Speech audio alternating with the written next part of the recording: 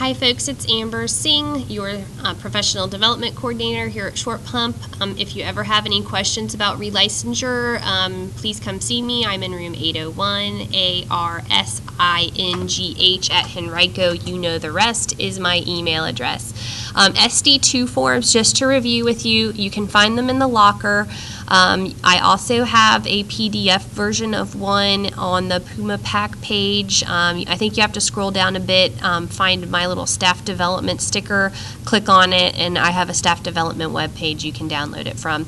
If you don't know your teacher number or your license expiration date, don't worry about it. Just fill in anything you do know. I probably know the rest.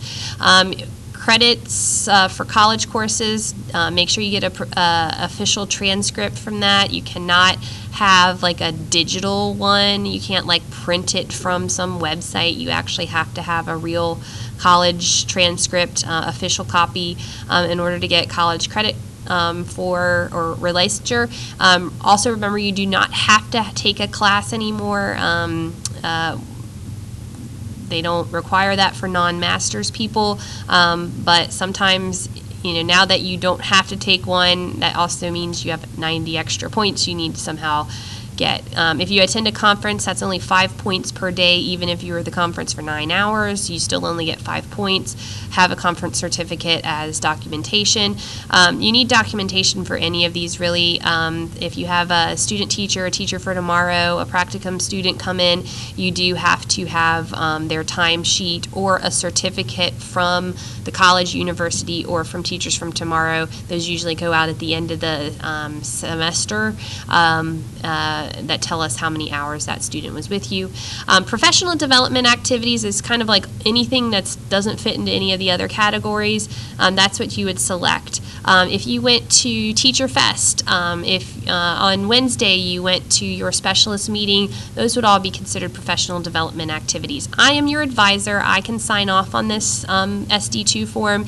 You can have an administrator sign off as well, but I do have to have your SD2 form and the documentation attached so I can send it in. I have to review it before we send it in. They fuss at me if somebody does send it in and screws it up. They'll ask, why did you screw it up? And I said, I don't see it.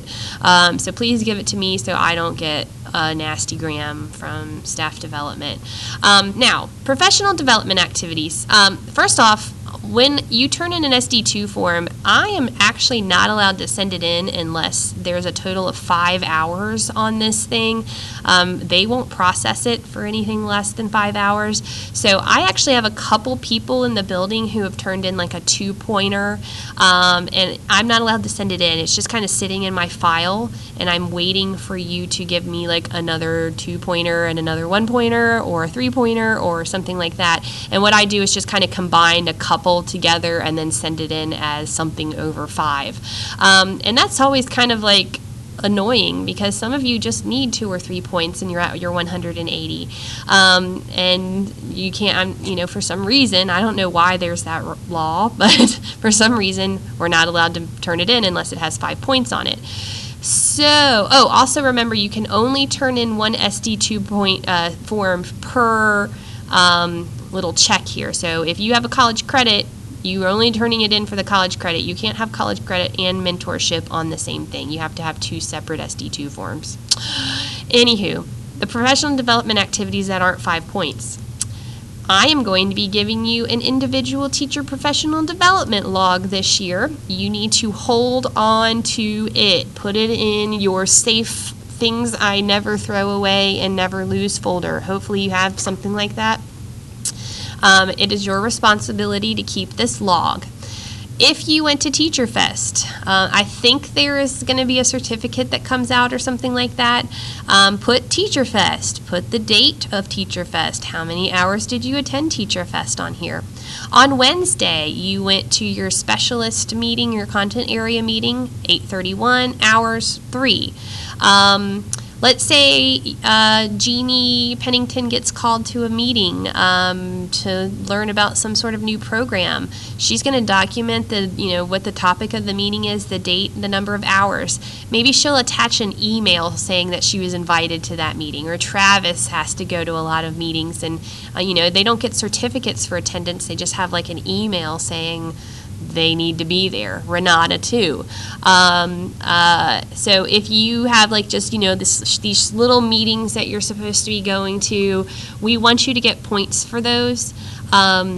They're meetings for outside the school. They're not meetings about students or anything like that. But if, it's a change in curriculum, change in SOL, they want you to, plan, have a meeting with somebody to plan for a staff development day or something like that. That's where you're going to document these things. If you have a professional learning community that you're a part of, maybe you're doing a book study, or maybe a couple of you on the hall are working on, a little project, or working with Christina on learning some new skill. This is where you would document it instead of having to fill out an SD2 form that I'm not allowed to send in because it's not 5 points. Any documentation you have, you just kind of attach it to this thing, just kind of staple it to the back or put it in the folder with this. For professional learning communities, now you're obviously not going to have like an invitation, or you're not going to get a certificate because this is something you're doing on your own. You would just document it, and we're just going to trust that that's what you did that day. When you're working on Henrico 21 with a collaborator, you and your collaborator can both put your, that you spent so many hours working on your Henrico 21 project, the date you did it, and how many hours. Try and give me as much detail as possible, but we're going to trust that you're doing it. You do not need to put any staff development days that are planned in-house. Like, I know we've done an unconference once or twice around here on those, the staff development days, or when that NOAA guy came last year to do art projects with us. That's something that I'm keeping track of. If you're in attendance, I'm putting that on my spreadsheet. These are just things that I might not know about. It's not a whole faculty thing. That's the kind of stuff that's going on here. May 17th, or May 19th, 2017, you are going to take this form and any documentation you have to support the form. You are going to get it signed by your department chair, your grade level leader, or an administrator, a total number of hours. I'm going to take that total number of hours and I'm going to be putting it on my spreadsheet that I send in early June. So I do need them in late May so I can get everybody's processed by early June. And this way we're catching all of those little 1 hour and 2 hour meetings and projects that you're part of that you're not really getting credit for.